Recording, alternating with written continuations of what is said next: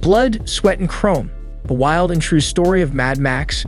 New York Times Awards reporter Kyle Buchanan is being lauded as the authoritative oral history of George Miller's surprising 2015 Oscar winner and fan favorite reboot of the filmmaker's Mel Gibson starring trilogy.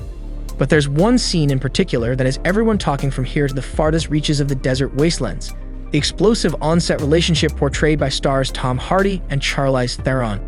Hardy's frequent tardiness to the film's Namibia desert location, according to Theron and other crew members, resulted in a furious altercation between the actors, leaving Theron shaken to the point that she demanded protection from her co-star. I remember vividly the day, camera operator Mark Golnish recalled in an excerpt posted on Vanity Fair. The call on set was 8 o'clock. Charlize got there right at 8 o'clock, sat in the war rig, knowing that Tom's never going to be there at 8 even though they made a special request for him to be there on time. He was notorious for never being on time in the morning. If the call time was in the morning, forget it, he didn't show up. Theron sat in the war rig, fully dressed and disguised, and waited. And then I waited. And then I waited. She didn't use the restroom or do anything. Golnish continued.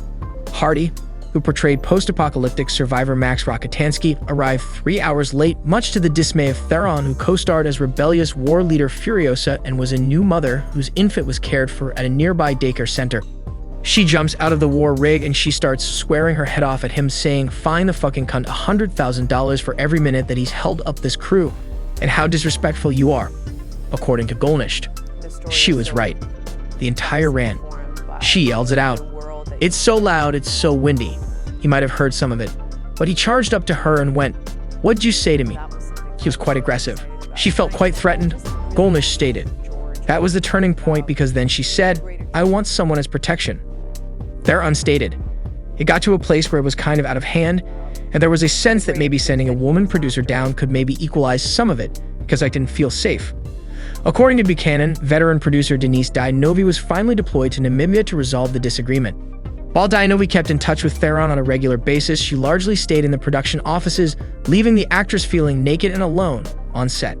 I don't want to make excuses for bad behavior, but it was a tough shoot. Now I have a very clear perspective on what went down. I don't think I had that clarity when we were making the movie. I was in survival mode. I was really scared shitless. Morty fucking howdy, it was evident that those two people despised one another, editor J. Houston Yang told Buchanan.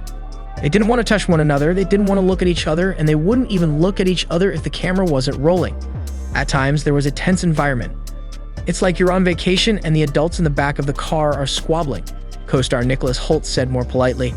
Said Miller, "There are things that I feel disappointment with about the process. Looking back, if I had to do it again, I would probably be more mindful." Buchanan received an email response from Hardy. "In hindsight, I was in over my head in many ways," the actor said. "The pressure on both of us was overwhelming at times. What she needed was a better, perhaps more experienced partner in me. I'd like to think that now that I'm older and uglier, I could rise to that occasion."